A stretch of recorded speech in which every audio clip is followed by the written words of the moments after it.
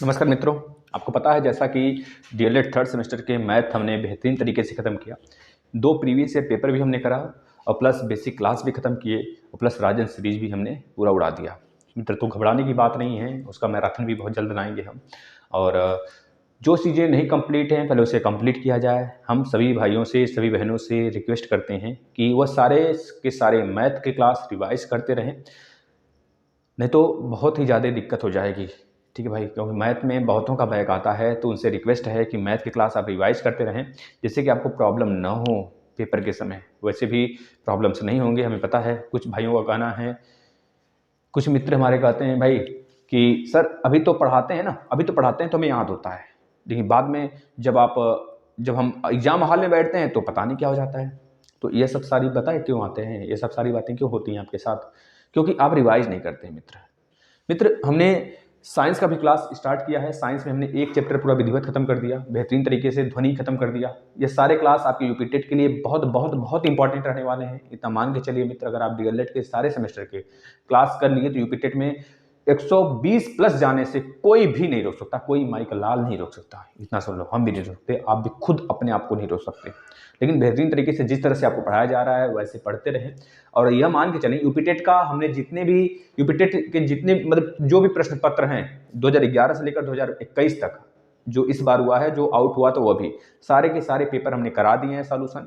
उसको आप आके देख लेंगे, प्ले लिस्ट में है UP TET previous year paper करके।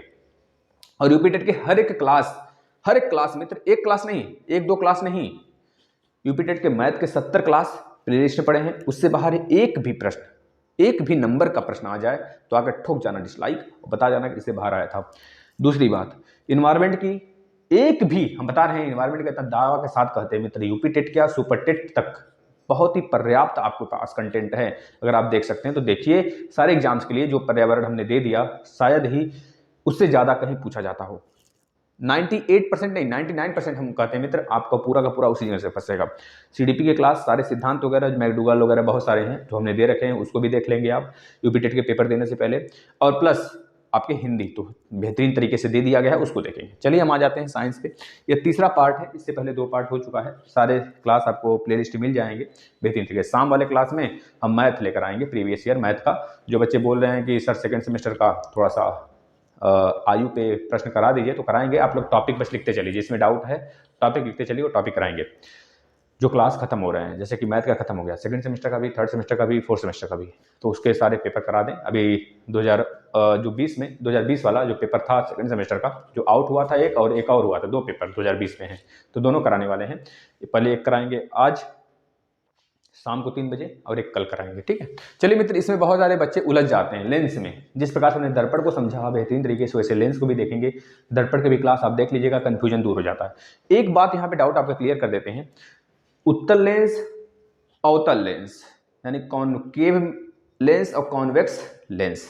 उसी तरह होता है कॉनकेव मिरर और कॉन्वेक्स मिरर, यानी उत्तल दर्पण, अवतल दर्पण।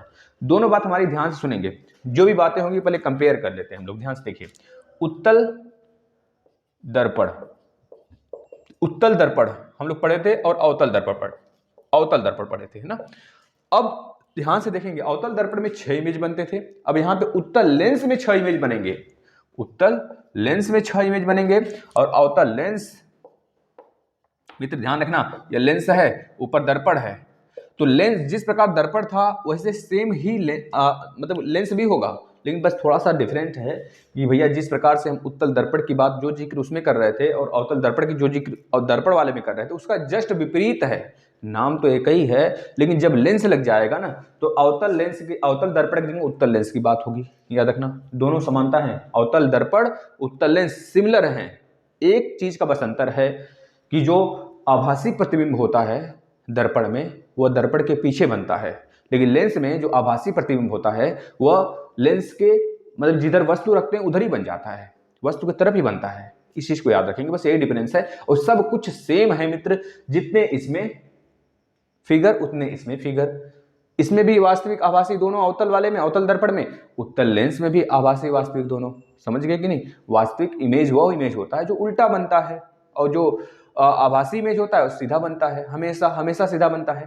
तो जिस प्रकार से उत्तल दर्पण हमेशा हमेशा वस्तु से छोटा सीधा इमेज बनाता है उसे ही आभासी कहते हैं। और अवतल दर्पण में एकमात्र लास्ट का कंडीशन, अगर जो बच्चा पढ़ा होगा जानता होगा, एकमात्र लास्ट का कंडीशन था जिसमें आभासी प्रतिबिंब बनता था, दर्पण के दूसरी तरफ बनता था और वह उससे कई गुना बड़ा बनता था। सेम कंडीशन, अगर आभासी प्रतिबिंब बड़ा बनता है तो अवतल दर्पण का नाम आता है, अगर आभासी प्रतिबिंब छोटा बनता है तो हमेशा उत्तल दर्पण का नाम आता है। सेम प्रक्रिया यहाँ पे भी, अगर आभासी प्रतिबिंब बड़ा बनता है तो उत्तल लेंस का नाम आता है और आभासी प्रतिबिंब छोटा बनता है तो अवतल लेंस का नाम आता है। मित्र सेम है। एक चीज हमने और बता रखा था, जो उत्तल दर्पण है मित्र, यह फैलाने का काम करता है, क्योंकि इसका जो परावर्तक पृष्ठ होता है उभरा हुआ होता है, इधर से सारे किरणों को फैला देता है उत्तल दर्पण। तो इसे हम बोले थे अपसारी दर्पण, अपसारी दर्पण। और इसे बोले थे अभिसारी, अभिसारी यानी कन्वर्जेंट मिरर, अभिसारी, अभिसारी दर्पण। इसे डाइवर्जेंट बोला गया था उत्तल दर्पण को। सेम उसी प्रकार से मित्र, जब यह अपसारी है तो यहाँ पे अपसारी क्या होगा, यहाँ पे अपसारी क्या होगा भाई, अभिसारी। यहाँ पर उत्तल होगा, यहाँ पे अवतल था, अवतल दर्पण में अवतल अभिसारी था, और यहाँ पे उत्तल लेंस क्या होगा, अभिसारी लेंस होगा। याद रखना, इसका दूसरा नाम है अभिसारी लेंस। उत्तल लेंस सारे किरणों को, मुख्य अक्ष के समांतर आने वाली सारे किरणों को फोकस पर सिकोड़ देता है, इस बात को याद रखना। और जो अवतल लेंस है ना मित्र, अवतल लेंस है ना, यह मुख्य अक्ष के समांतर आने वाली सारी किरणों को फैला देता है, मुख्य फोकस पर मिलती हुई प्रतीत होती हैं। इस वजह से ऐसे लेंस को हम क्या कहते हैं, आने वाली ऐसे किरणों को ऐसे लेंस पर हम क्या कहते हैं, अपसारी, अपसारी लेंस कहते हैं। याद रखना मित्र, ये दोनों में डिफरेंस हो गए, आपको समझ में आ गया होगा। अब पहली बात है लेंस कितने प्रकार के होते हैं, हम आ जाते हैं। कितनों को पता है लेंस दो प्रकार के होते हैं, लेकिन मुख्य रूप से लेंस चार प्रकार के होते हैं। अब आधे लोग शॉक में हो जाएंगे, क्या बात कर दी है सर, चार प्रकार के होते हैं। भैया बता देना, अवतल लेंस में तीन प्रकार के होते हैं, उत्तल लेंस में भी तीन प्रकार के होते हैं, है ना। तो ऐसे देखें तो मात्र अगर देख लें, जो एक बीच में हम जोड़ते नहीं है, समतला अवतल, समतला उत्तल जोड़ते हैं ना भाई, प्लेनो कॉनकेव, प्लेनो कॉन्वेक्स। तो इस तरह से हमारा जो गोली लेंस होता है ना मित्र, वो मुख्य चार प्रकार के होते हैं। पहला अवतल लेंस। अवतल लेंस को देखेंगे तो कैसे बनाते हैं, अवतल लेंस मित्र ऐसे बनता है, यह अवतल लेंस है। अवतल लेंस में क्या होता है मित्र, बीच का भाग पतला होता है और यह साइड भाग वाला मोटा होता है, यह अवतल लेंस होता है। अब इसके बाद दूसरा जो प्रकार है समतला अवतल, समतला अवतल। अवतल एक तरफ होगा और समतला एक तरफ, प्लेनो कॉनकेव बोलते हैं, प्लेनो कॉनकेव मतलब कि जिसका उत्तल वाला पोर्शन है वो समतल हो और अवतल वाला अवतल बना हो, मतलब इस प्रकार से मित्र ऐसे बना हो, ऐसे ऐसे बना हो, इसे क्या बोलते हैं मित्र, समतला अवतल बोलते हैं। क्या बोलते हैं, समतला अवतल। यह अवतल लेंस का एक तरह से उत्तल का एक प्रकार है, यह एक उत्तल का प्रकार है समतला अवतल, इसको याद रखेंगे। समतला अवतल उत्तल का और समतलोत्तल अवतल का प्रकार है। यह उत्तल का प्रकार है और समतलोत्तल अवतल का प्रकार है। दोनों में थोड़ा सा कॉन्ट्राडिक्टरी है, लेकिन ध्यान से समझेंगे समझ जाएंगे। समतलोत्तल की बात करेंगे मित्र, समतलोत्तल तीसरा प्रकार, पहला अवतल, दूसरा समतला अवतल, और जो तीसरा बनता है मित्र ना, वह समतुलोत्तल बनता है, ऐसे बनता है समतुलोत्तल। इसका नाम लिख देते हैं, यह अवतल है, लिख लीजिए सभी लोग, अवतल लेंस। यह है समतला अवतल, समतला अवतल, समतला अवतल। इसको बोलते हैं मित्र ऐसे बनता है, यह देखिए, ये ऐसे सीधा, यह एक पोर्शन इसका उत्तल होगा और एक समतल होगा, इसे बोलते हैं उत्तला अवतल, उत्तला अवतल, उत्तला अवतल, उत्तला अवतल बोलते हैं। उत्तला, एक मिनट में, उत्तलोत्तल बोलते हैं मित्र, अवतला अवतल नहीं, उत्तलोत्तल बोलते हैं, उत्तलोत्तल, उत्तलोत्तल बोलते हैं इसको। इसके बाद एक और होता है मित्र उत्तल लेंस, सभी परिचित हैं इससे, उत्तल लेंस। उत्तल लेंस इस प्रकार से बनता है मित्र, जिसमें कि इसमें क्या है, बीच वाला साइड वाला मोटा, इसमें बीच साइड वाला क्या होगा, पतला होगा, पतला होगा, और बीच वाला मोटा होगा, तो इसे क्या बोलेंगे, उत्तल लेंस बोलेंगे। बताओ लेंस समझ गए, लेंस समझिए कितने प्रकार के होते हैं मित्र, चार प्रकार के होते हैं भाई, मुख्य रूप से चार प्रकार के, सारे के नाम लिख लीजिए फिर से। अवतल लेंस जिसका साइड का भाग जो है मोटा होता है, बीच का पतला होता है, और समतला अवतल जिसमें एक समतल होता है, दूसरा अवतल होता है, एक होता है उत्तला अवतल, उत्तलोत्तल होता है, उत्तलोत्तल में एक उत्तल होता है, दूसरा समतल होता है, और उत्तल लेंस में क्या होता है, बीच का भाग मोटा होता है, साइड का पतला होता है। इतनी बातें हुई, इतना तो सभी को आना चाहिए, और ये बात शायद भी सभी को आ रहा है। उत्तल लेंस को हम क्या कहते हैं, अभिसारी, और अवतल लेंस को क्या कहते हैं, अपसारी। यह बात भी याद रखना, यहां से प्रश्न बनते हैं। कल आपका पूरा खत्म कर देंगे। कल नहीं तो कल के बाद, मतलब 2 क्लास मैक्सिमम इस पे और लाएंगे, छोटा छोटा क्लास बना रहे हैं क्योंकि आपको पसंद आ जाए, मतलब कि आप इसको देख लें 2-3 बार, एक में एक टॉपिक, एक क्लास में एक टॉपिक। आज लेंस के विषय में बात करेंगे तो लेंस पूरा खत्म। कल अपवर्तन से रिलेटेड बात करेंगे, हम लोग परावर्तन पढ़ लिए हैं, ठीक है ना, अब अपवर्तन कल पढ़ेंगे, याद रखना मित्र, अपवर्तन वही सघन माध्यम विरल माध्यम वाला। अब अगर पूछा जाता है मित्र कि जो लेंस का फार्मूला है, लेंस के फोकस का निकालने वाला फार्मूला बताओ, लेंस का फोकस निकालने का फार्मूला मित्र याद रखना क्या कहते हैं उसे, 1/f equal to mu minus 1/r1 minus 1/r2 आता है। यह लेंस के निकालने का डेरिवेशन का फार्मूला है, इससे लेंस का फोकस का फार्मूला निकलेगा, लेंस के फोकस का फार्मूला। जैसे कि दर्पण में हम लोग पढ़े थे फोकस वाला 1/f equal to 1/v plus 1/mu, तो यहाँ पे जो आएगा formula 1/f equal to 1/v minus 1/u, ये चीज याद रखना। ये तो मुख्य फोकस होता है, यह होता है मित्र, इसे क्या बोलते हैं, लेंस का अपवर्तनांक बोलते हैं। जो म्यू बनाए हैं ना, म्यू को क्या कहते हैं, लेंस का अपवर्तनांक, लिख लेना।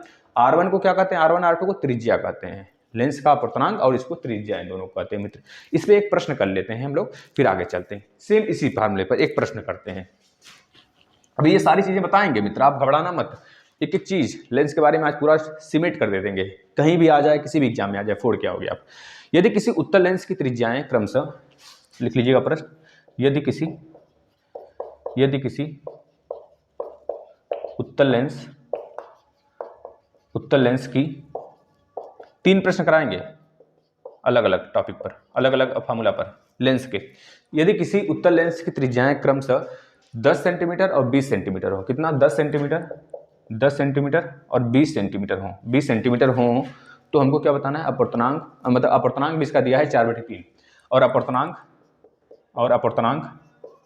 अपवर्तनांक 4/3 मतलब कि क्या, जल की बात कर रहा है मित्र। एक चीज लिखना चाहेंगे आप, लिखेंगे एक चीज, देखिए निर्वात का अपवर्तनांक कितना होता है मित्र, तो बता देंगे, निर्वात का 0 होता है, शून्य का। और अगर बात करें हवा का कितना होता है, तो बता देंगे मित्र 1.008 होता है अपवर्तनांक। अगर बात करेंगे जल का अपवर्तनांक कितना होता है, तो लिख लेंगे जल का अपवर्तनांक जो होता है 1.333 होता है मित्र, ठीक है ना। अगर बात करेंगे कांच का अपवर्तनांक कितना होता है मित्र, कांच का होता है तो 1.5 समथिंग होता है, लिख सकते हैं। केरोसिन ऑयल जो आपका मिट्टी का तेल होता है ना, उसका अपवर्तनांक कितना होता है, मिट्टी के तेल का मित्र, जो पीपा वाला आता है 1.44 होता है मित्र, इसको लिख लेंगे। हीरे का अपवर्तनांक कितना होता है, डायमंड का 2.48 होता है मित्र। ये सारी बातें आप लिख लेंगे, डाटा बहुत ज्यादा इंपॉर्टेंट है, वैसे कल कराने वाले हैं अपवर्तनांक वाले चैप्टर में। तो यहाँ पे 4/3 है मित्र, 4/3 का मतलब 1.33 का मतलब क्या, जल का अपवर्तनांक, ठीक है ना। अभी अपवर्तनांक दिया है, आपसे क्या पूछ रहा है इस प्रश्न में मित्र, बताइए आप उसकी फोकस क्या होगा, फोकस बताना है, फोकस बताइए, फोकस दूरी बताइए डिस्टेंस। तो आपको पता है 1/f इक्वल टू, आपने फार्मूला लगाया था mu minus 1 into 1/r1 minus 1/r2। आप लोग देखते रहिए, बस सब कुछ सॉल्व होगा, सब कुछ A to Z खत्म करेंगे।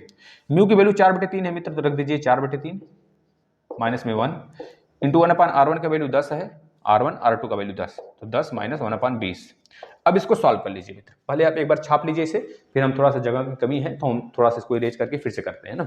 इसको छाप लीजिए, देखिए यहाँ पर f की वैल्यू हमको निकालना है, म्यू की वैल्यू 4/3 है, R1 R2 की वैल्यू 10 और 20 दिया है, तो बस इसको सॉल्व कर लीजिए। इसको सॉल्व करेंगे, देखिए कैसे करते हैं मित्र, 4/3 है तो इसका एलसीएम लेंगे, तो 4 माइनस 3 इधर जाएगा, 4 माइनस 3 इंटू 4 माइनस 3/3 मतलब 1/3 आएगा, गुड़े सॉल्व तो कर ही सकते हैं भाई ना इतना। अब इसका एलसीएम लेंगे मित्र, तो कितना होगा, 20 है यहाँ पर, यानी 2 माइनस 1 मतलब 1, 2 माइनस 1 मतलब 1/20, तो 20 नहीं 60, 1/60 आ गया। अब यहाँ पर जब f को ऊपर करेंगे आप, ऐसे है ना 1/f है, तो f ऊपर जाएगा तो 60 भी ऊपर जाएगा, प्लस का 60 इसका राइट आंसर होगा मित्र। एक बात हमेशा याद रखेंगे, जो उत्तल लेंस की फोकस दूरी होती है वो प्लस में होती है, इस वजह से उसकी क्षमता हमेशा प्लस में आता है ना। और जो अवतल लेंस की फोकस दूरी होती है वो हमेशा माइनस में होती है, इस वजह से उसकी क्षमता जो है हमेशा और हमेशा माइनस में आता है। अगर कोई पूछे उत्तल लेंस की क्षमता प्लस में होता है कि माइनस में होता है, तो बताएंगे प्लस में होता है, हमेशा और हमेशा प्लस में होता है। और अवतल लेंस की क्षमता क्या होता है, माइनस में होता है। आखिर क्यों होता है, तो बताएंगे उत्तल लेंस की जो फोकस दूरी होती है वो प्लस में होता है और अवतल लेंस की फोकस दूरी माइनस में होता है। इस बात को याद रखना। कैसे होता है अभी हम बताते हैं आपको, हमने दर्पण में भी बताया था आपको डायरेक्शन कैसे लेते हैं, इसमें भी बताएंगे सेम वही प्रक्रिया।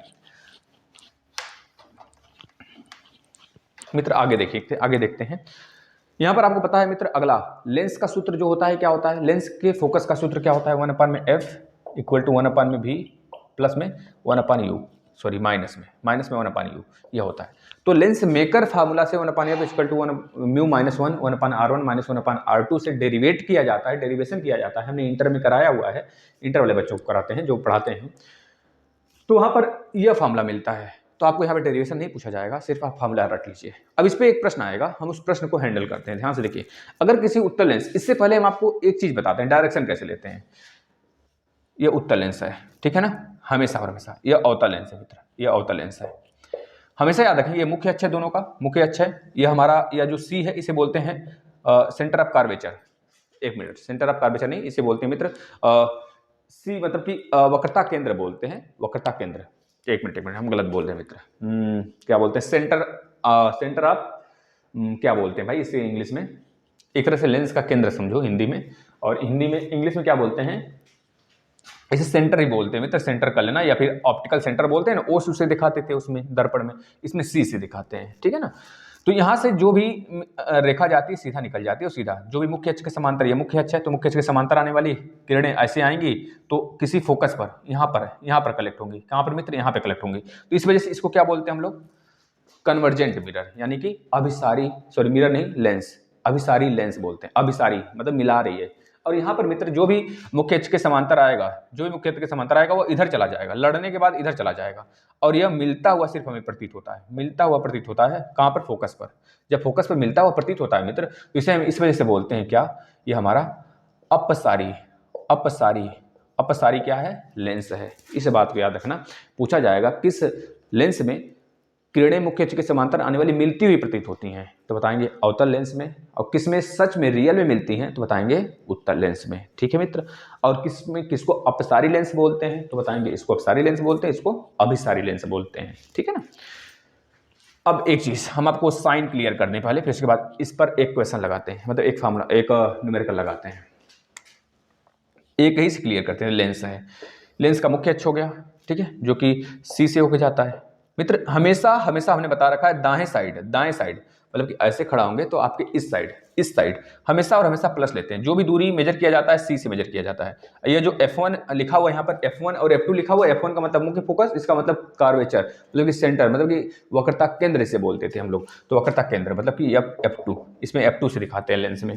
तो जो भी दूरी इधर मेजर करेंगे हम लोग सबके सब प्लस में, और जो भी दूरी इधर मेजर करेंगे सबके सब माइनस में। इस बात को याद रखना।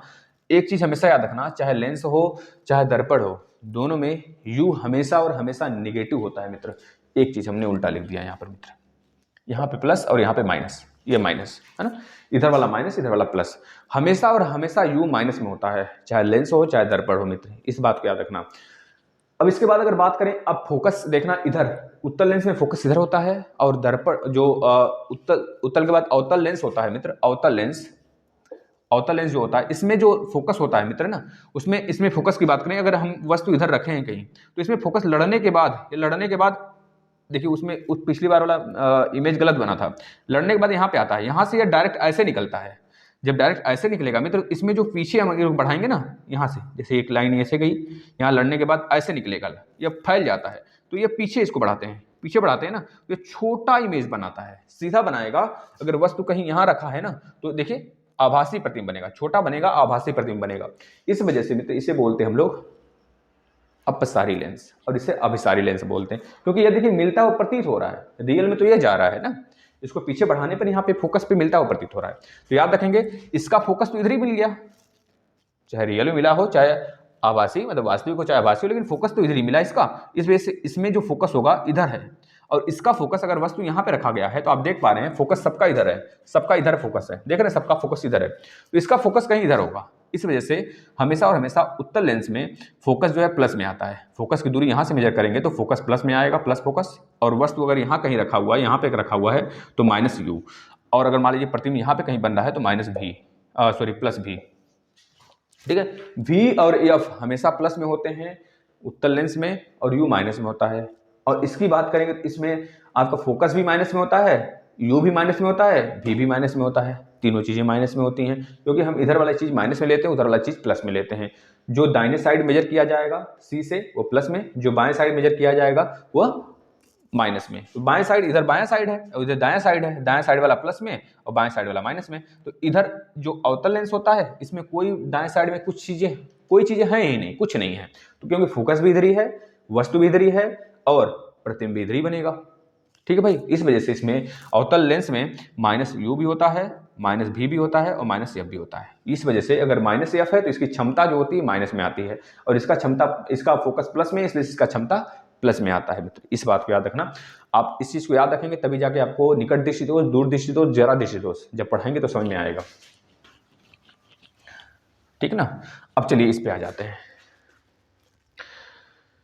प्रश्न देखिएगा, इस पे एक प्रश्न लगाते हैं कि अगर किसी उत्तल लेंस में 10 सेंटीमीटर की दूरी पर कोई वस्तु रखी है, यदि किसी उत्तल लेंस में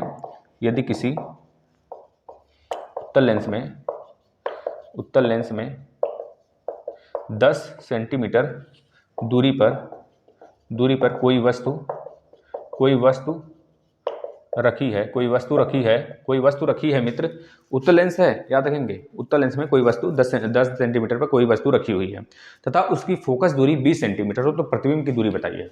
उसकी फोकस दूरी कितनी है, 20 सेंटीमीटर है, तो हमको प्रतिबिंब की लंबाई बताना, प्रतिबिंब की दूरी बताना, लंबाई नहीं, प्रतिबिंब की दूरी बताना है। तो जाहिर सी बात है उत्तल लेंस है, तो हमने देखा था उत्तल लेंस में u क्या होगा, u माइनस में आएगा, कोई चीज माइनस में लेगा u, और v हमेशा उस साइड बनता था नीचे की तरफ, भी देखिए यहाँ पर प्रतिबिंब इधर बन रहा है, देखिए उत्तल लेंस है, प्रतिबिंब इधर बन रहा है, इधर वाला दूरी सबके सब प्लस में और इधर वाली दूरी सबके सब माइनस में, तो केवल u है और यह भी उधर ही है, भी उधर ही है, तो भी प्लस में आना चाहिए हमारा, ये चीज को याद रखेंगे, और यफ भी प्लस में आना चाहिए, तो हमारा वैल्यू सही होगा। अब यहाँ पर सारे वैल्यू क्या क्या दिया हुआ है हमको, क्या क्या दिया भाई, u दिया है -10 और यफ की वैल्यू +20, हमसे क्या पूछ रहा है, भी निकालने के लिए पूछ रहा है, तो रख दीजिए 1/f इक्वल टू एफ की वैल्यू कितनी है, देख लीजिए फार्मूला ऊपर, एफ की वैल्यू 1/20 हो गया और भी की वैल्यू निकालना है, माइनस यू की वैल्यू कितना है, माइनस में 10 है, तो माइनस माइनस प्लस 1/10। अब इसको इस साइड करिए, तो 1/v इक्वल टू 1/20 माइनस में 1/10, एलसीएम ले लेंगे तो 20 आ जाएगा, 20 का मतलब 1 यहाँ पर और माइनस का 2 यहाँ पर। ठीक भाई, इस तरह से ऐसे होगा ना, तो बस 1/v, भी देखिएगा माइनस का 2 माइनस का 1/20, यानी कि v की वैल्यू कितनी आ जाएगी, -20 में आ जाएगी, यह v की वैल्यू हो गया मित्र, जो आपको देखना है और इसको रखना है, कितना आ गया, -20 सेंटीमीटर आ गया। ठीक है मित्र, अब आगे चलते हैं, इसकी क्षमता के बारे में पढ़ लेते हैं हम लोग। छाप लिए होंगे आशा करते हैं, नहीं तो पॉज करके फिर से बैक करके आप देख सकते हैं, लगता होगा आपको कि इरेज कर दिए सर। तो मित्र अगर क्षमता की बात करें तो क्षमता का जो फार्मूला होता है, किसी भी लेंस की क्षमता का फार्मूला होता है, लेंस की क्षमता बराबर 1/फोकस दूरी, लेंस की क्षमता 1/फोकस दूरी, 1/फोकस दूरी।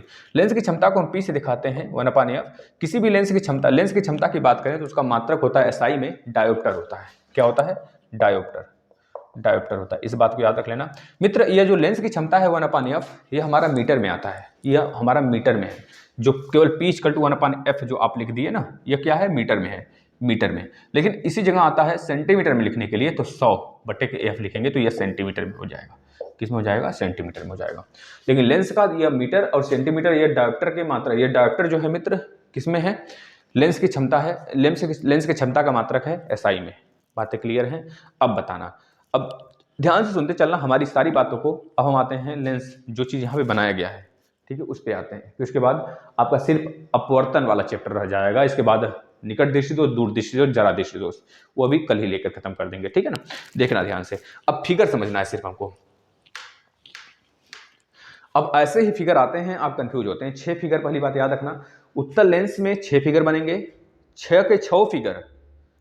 अब पूछा जाए कौन ऐसा लेंस है जिसमें आभासी प्रतिबिंब बनता है, पहले बता देते हैं आभासी प्रतिबिंब और वास्तविक प्रतिबिंब क्या होता है। आभासी प्रतिबिंब, वास्तविक प्रतिबिंब हम पहले भी बता रखे हैं, अगर आपने पिछला वीडियो देखा होगा तो समझ में आया होगा। आभासी प्रतिबिंब का मतलब ऐसा प्रतिबिंब जो कि वस्तु के तरफ बने या फिर वस्तु के दूसरी तरफ बने, लेकिन सीधा बने। अगर सीधा बन रहा है तो उसे आभासी प्रतिबिंब बोलते हैं, जिसे पर्दे पर हम नहीं बना सकते। लेकिन वास्तविक प्रतिबिंब क्या होता है मित्र, उल्टा बनता है, चाहे वह वस्तु से बड़ा बने, चाहे छोटा बने, चाहे बराबर बने, ठीक है, चाहे बहुत बड़ा बने, चाहे अनंत पर बने, तो यह होता है हमारा उल्टा प्रतिबिंब। उल्टा प्रतिबिंब यानी कि केवल और केवल उत्तल लेंस में ही बनेगा, और दर्पण में, अवतल दर्पण में बनता था, याद रखेंगे। उत्तल लेंस में अगर पूछा जाता है आपको मित्र कि ऐसा लेंस बताइए जिसमें आभासी और वास्तविक दोनों प्रतिबिंब बनते हैं, तो बताएंगे उत्तल लेंस। उत्तल लेंस में मात्र एक कंडीशन, जैसे अवतल दर्पण हम लोग पढ़े थे वैसे भी इसमें भी एक कंडीशन होता है जिसमें कि आभासी प्रतिबिंब बनता है, और पांचों कंडीशन है जिसमें कि वास्तविक प्रतिबिंब बनता है। उल्टा देख रहे हैं, उल्टा देख रहे हैं, उल्टा इस तरह से बनता है मित्र। लेकिन अगर बात करें अवतल लेंस में, अवतल लेंस की बात करें तो अवतल लेंस में हमेशा और हमेशा केवल और केवल आभासी प्रतिबिंब बनता है, वस्तु से छोटा बनता है।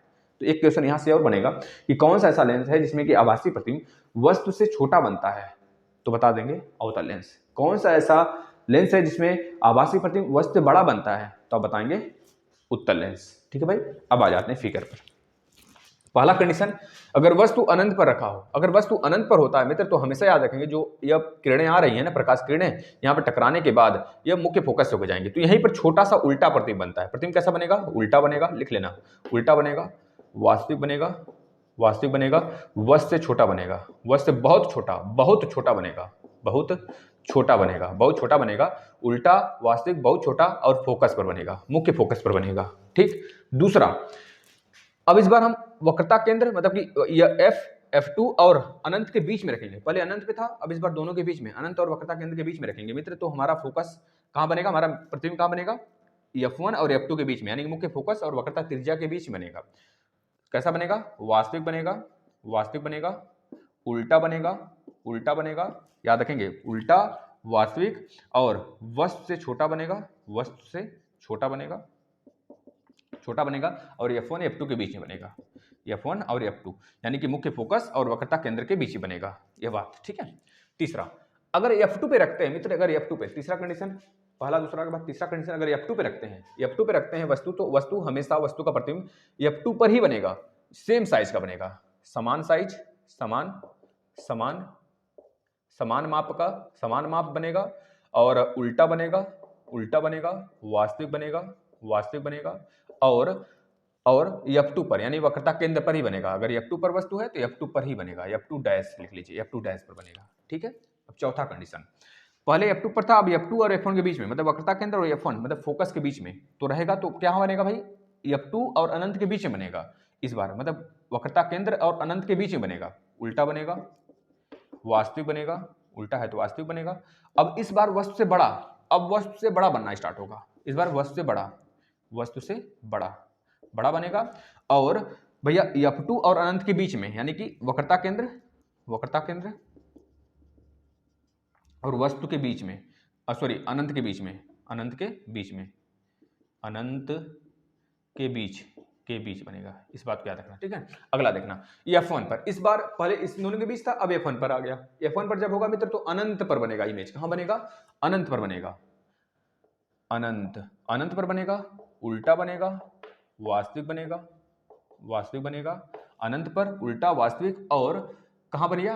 कहां बनेगा? अनंत पर उल्टा वास्तविक, और वस्तु से बहुत बड़ा, वस्तु से बहुत बड़ा, बहुत बड़ा बनेगा मित्र। ठीक है ना। एक लास्ट कंडीशन, F1 और C के बीच में इस बार रख दिए। जब F1 और C के बीच में रखेंगे मित्र, देखिए एक तो F1 से हो जाएगा, एक तो C से हो जाएगा, तो फैलने लगेगा हमारा, ऐसे कहीं कटेगा ही नहीं, तो फैलेगा, जैसे हम पीछे बढ़ाएंगे ना तो कहीं काटेगा, जैसे ही पीछे बढ़ाएंगे तो याद रखना हमारा जो लेंस है, किसी भी लेंस चाहे अवतल हो चाहे उत्तल हो, दोनों में हमेशा और हमेशा जो आभासी प्रतिबिंब बनता है वह वस्तु के ही ओर बनता है। लेकिन दर्पण में ऐसा नहीं है, दर्पण में आभासी प्रतिबिंब दर्पण के पीछे बनता था, यानी वस्तु के दूसरी तरफ बनता था, यही थोड़ा सा अंतर है बस। ठीक है ना।